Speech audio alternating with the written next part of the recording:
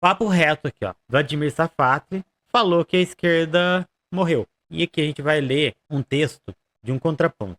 Não sei, não conheço o autor. Ele se chama Teófilo Rodrigues, lá do site do portal Grabois. E o contraponto é: a esquerda brasileira não morreu. Aqui, só fazer um comentáriozinho. O da esquerda morreu. Eu posso ter aqui algumas divergências com o Safatli, muito especial por conta dele, especialmente por conta dele ser aquela pessoa que tentou criar um contraponto à ideia de guerras híbridas, muito por conta dele não fazer nada para agregar e só para desagregar. Posso ter, mas, cara, para mim, ele foi muito, muito inconsequente nesse texto dele. Primeiro, foi um dia antes do ato do Bolsonaro que ele fez esse texto. O que eu quero dizer com isso? Sendo um dia antes, ele já incentiva uma desmobilização de esquerda com esse texto dele, dizendo que a esquerda morreu.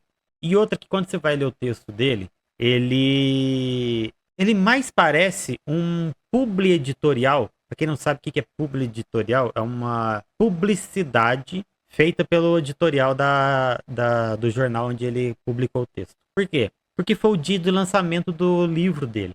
O livro dele falava de coisas naipe do naipe do fim da história, saca? É, fim da história.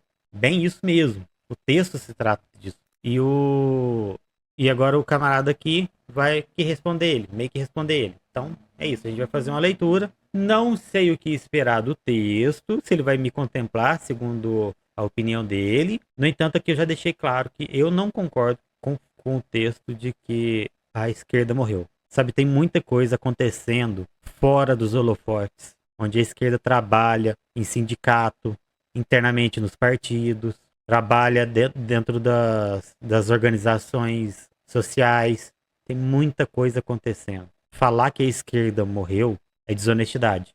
E, assim, dá pra dizer que, por exemplo, na política institucional, a esquerda esteja domada. Porque hoje, dentro da política institucional, a gente tem uma maioria da direita e é financiada, obviamente, pela burguesia, estando num sistema burguês, né? Que é favorável, por natureza, às pautas burguesas e que além de já ser favorável naturalmente, o sistema favorecer essas pessoas, tem também o fato de que dentro da política institucional a maioria é de direita. Enfim, vamos ler o texto aqui e a gente vai tirar as nossas próprias conclusões sobre o que tá falando aqui. Bonzinho, bonzinho, bora ver. A esquerda brasileira não morreu. Portal Grabois, ó. Por Teófilo Rodrigues. Beleza? Beleza, beleza. Bora ler. A esquerda morreu? Teófilo Rodrigues apresenta um contraponto ao filósofo Vladimir Safatli. A Folha de São Paulo acaba de publicar uma polêmica entrevista com Vladimir Safatli, que ganhou as redes sociais. Esquerda morreu e extrema-direita é a única força real no país. Diz Safatli na abertura da entrevista. De fato, Safatli já havia publicado em 2020 no jornal El País artigo com o mesmo teor. Naquele momento, escrevi uma resposta ao texto de Safatli que agora recupero com algumas atualizações. Bem escrito, o texto de Safatli é um daqueles que vale a pena ser lido e relido com atenção. O principal mérito de Safatli é propor uma relevante discussão sobre as dimensões da fragilidade da esquerda brasileira hoje. Afinal, momentos de crise costumam abrir oportunidades únicas para debates programáticos e estratégicos. Sob esse registro, vale a lembrança de como a queda do muro suscitou a organização de uma série de coletâneas com artigos dos mais diversos intelectuais sobre o futuro da esquerda, como After the Fall, de Robin Blackmer, e Reinventing the Left, de David Miliband, entre tantos outros. Peço, contudo, licença para discordar de Safatli. Vê? Acho que ela mudou, morreu não. Só vimos, só vamos ver o ponto dele. Sim. Eu acho, assim, dentro da minha observação, a esquerda está domada. Acho que a melhor palavra é falar que ela está domada, está sob controle, sabe? Morrer não. Morrer é muito pesado, cara. Morrer é papo de fim de história de Fukuyama, saca? É muito, muito fim de história. É muito mesmo, muito. Falar que morreu é muito absurdo pra mim. Mas vamos lá. Minha discordância em relação ao texto de Safatli reside em dois aspectos. A primeira, de cunho político conjuntural, refere-se à avaliação sobre a suposta morte da esquerda brasileira. A segunda, de caráter político programático, diz respeito à sua leitura sobre o significado do populismo de esquerda. Vamos tratar primeiro da suposta morte da esquerda brasileira. Nos últimos 22 anos, a esquerda brasileira esteve no governo federal por 16 anos. Das últimas 6 eleições presidenciais, 2002, 2006, 2010, 2014, 2018, 2022, 5 foram vencidas por um candidato presidencial do PT. Além disso, diversas pesquisas sobre identidade partidária no Brasil, nas últimas 3 décadas, mostram que algo entre 20% e 30% do eleitorado brasileiro sempre se apresenta como identificado com o PT. Sobre esse tema, recomendo um bom trabalho de David Samuels e César Zucco, publicado em 2018. Partisans, Anti-Partisans and Non-Partisans, Voting Behavior in Brasil. Então fica a pergunta, como assim a esquerda brasileira está morta? Certamente a esquerda brasileira sofreu 2 importantes derrotas nos últimos anos. Primeiro com o impeachment de Dilma Rousseff em 2016 e em seguida com a eleição de Jair Bolsonaro em 2018. Mas a derrota momentânea de um campo político não significa a sua morte. Do contrário, alguém poderia dizer que a direita brasileira morreu em 2002 e permaneceu dentro do caixão até 2016. Mas sabemos que não foi exatamente isso que ocorreu. Tá indo num ponto legal. Ademais, bom que se diga que a esquerda brasileira não é homogênea. Vejamos alguns exemplos. O PSOL dobrou sua bancada na Câmara dos Deputados em 2018 e cresceu novamente em 2022. Em 2024, o partido tem grandes chances de eleger Guilherme Boulos como prefeito da cidade de São Paulo. O PCdoB elegeu e reelegeu um governador no Maranhão, Flávio Dino, e hoje ocupa o Ministério da Ciência, Tecnologia e Inovação com Luciana Santos. Além da presidência da República, o PT governa a Bahia, o Ceará e o Piauí, e o PSB governa Paraíba, Maranhão e Espírito Santo. Colocar PSB como esquerda, eu não sei, né? Ele fez uma viradinha de chave, o PSB tá menos de direita que antes, mas colocar como esquerda já acho um pouquinho exagero, mas vamos dar sequência aqui. O Supremo Tribunal Federal, pela primeira vez na história, tem um ministro que foi dos quadros do Comunista do Brasil por mais de 10 anos. No Rio de Janeiro, o PCdoB acabou de ter a maior votação de sua história para a LERJ, com os mais de 65 mil votos para o deputado estadual Dani Balbi. E cada vez que a vice-presidenta nacional do PCdoB, Jandira Fegali, faz um discurso no plenário da Câmara dos Deputados, podemos ver que a esquerda brasileira não morreu. Boa observação. Jandira Fegali, apesar daquela rata que ela deu apoiando a retirada de impostos, né, das igrejas do Brasil, tirando isso aí, ela faz um trabalho bem bacana na Câmara. Continuando. Não, a esquerda não está morta, ainda que não tenha uma força correspondente aos seus sonhos. Confesso que a leitura de Safatli me remeteu imediatamente ao mesmo erro de avaliação cometido por Alain Touraine, um dos principais sociólogos franceses, quando declarou a morte da esquerda na década de 80.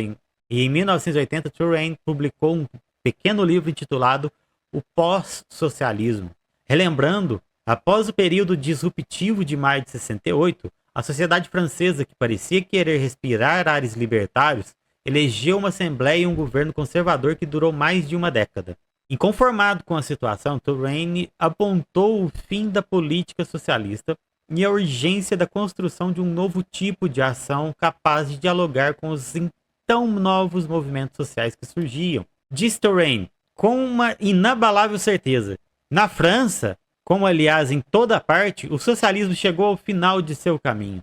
Sua grandiloquência limita-se a uma política politiqueira e sua voz sufoca a voz dos novos movimentos sociais. Isso aqui, gente, isso aqui foi muito por conta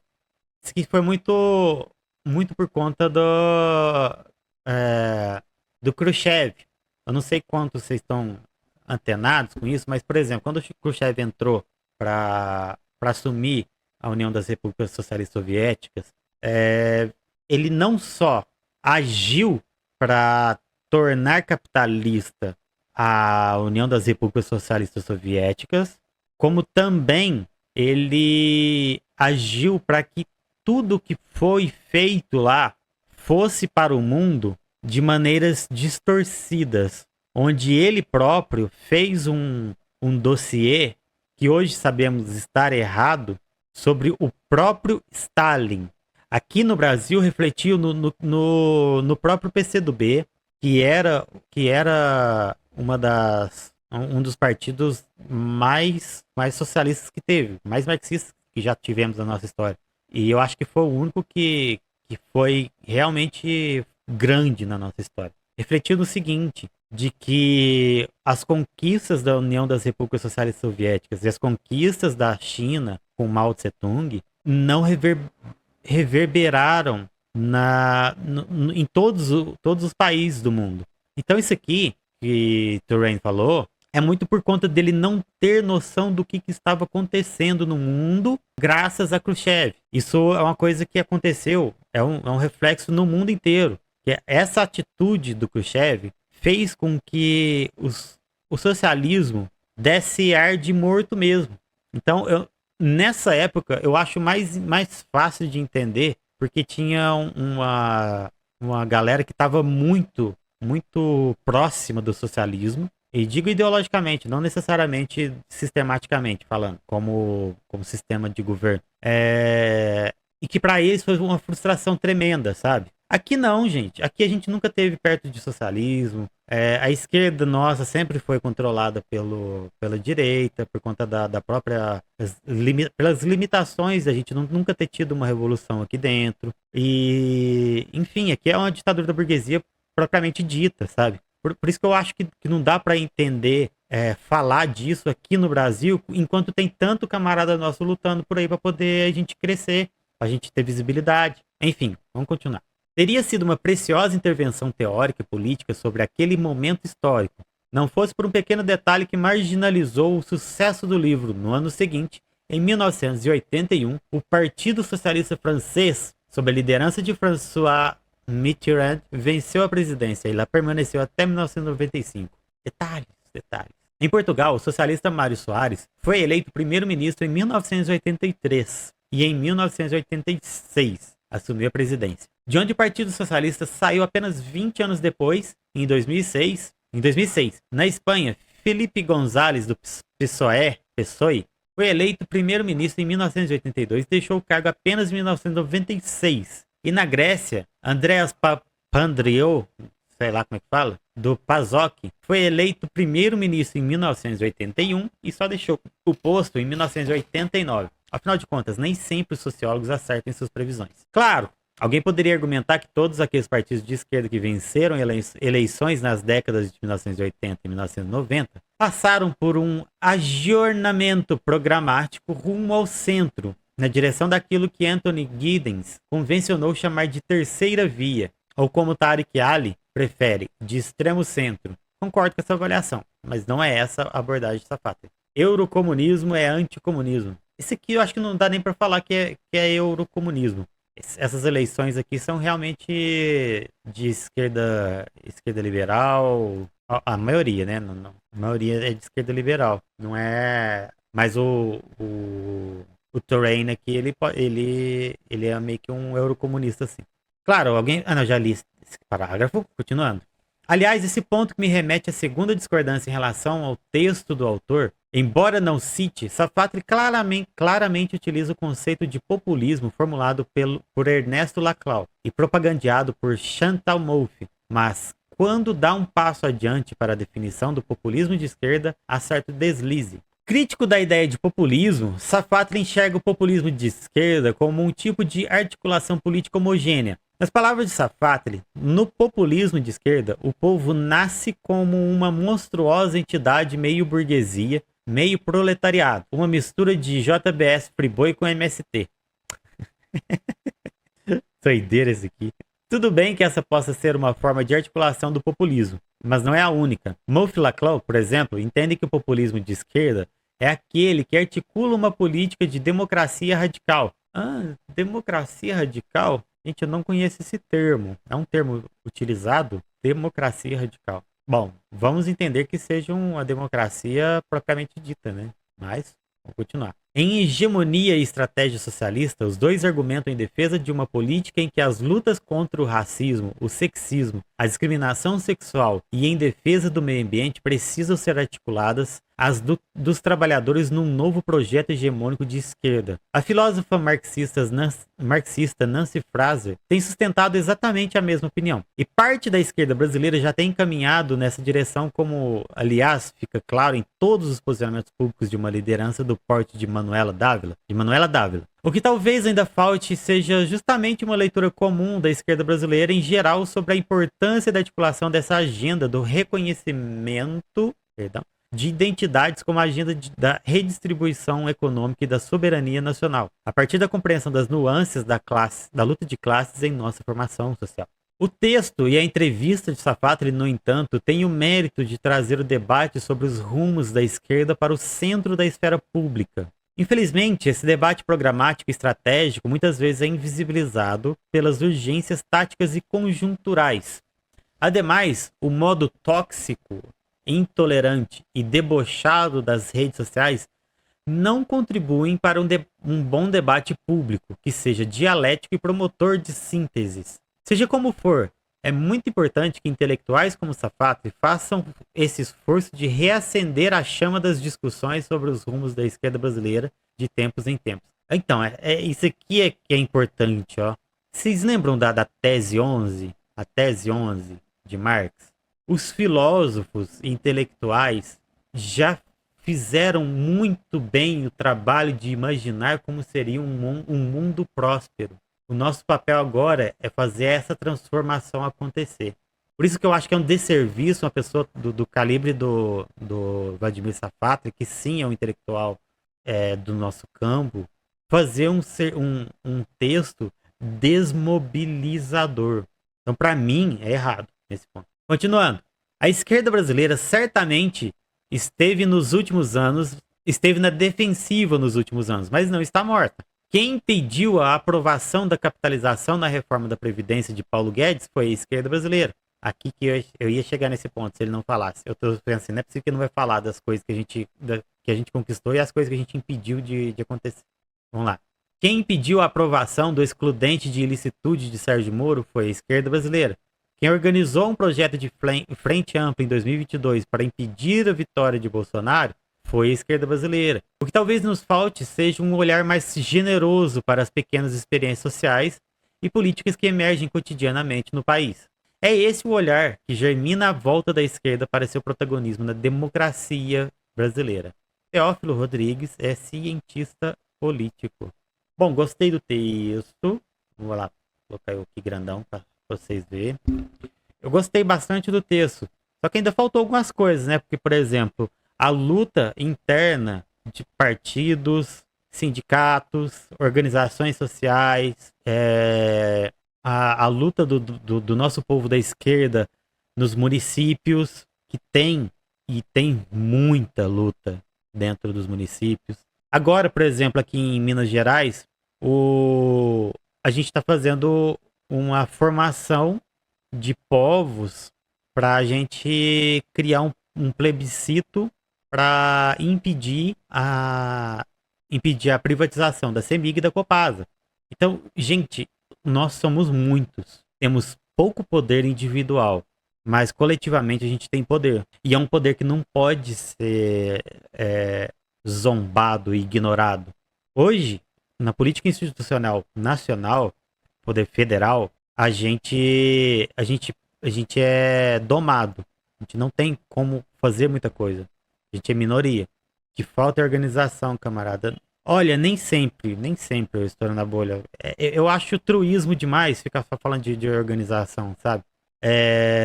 Não é culpa de falta de organização também.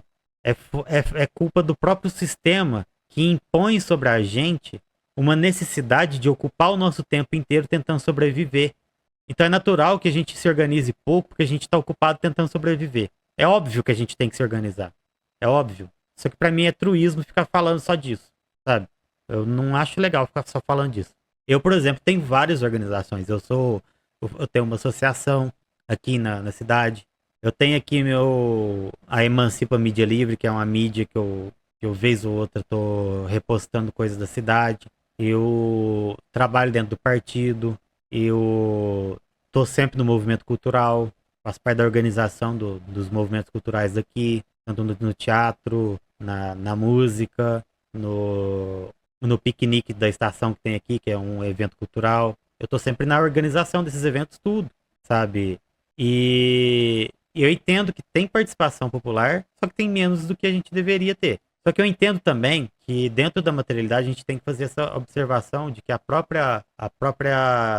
próprio cotidiano do povo meio que impõe a eles a cuidar muito mais da própria situação financeira do seu descanso, que sobra muito pouco para poder a gente querer se organizar, sabe? Mas enfim, é isso aí. Fica assim o texto. Achei legal, achei bacana, mas vamos lá. Obrigado aí quem acompanhou na roxinha, na verdinha, no YouTube. É nóis, ó. É nóis. Curte, comenta, compartilha. Escreve no coisa aqui, ó. Em algum lugar. Escreve aqui embaixo, não sei. Curte o sininho também. E é isso. Valeu, ó. Joinha.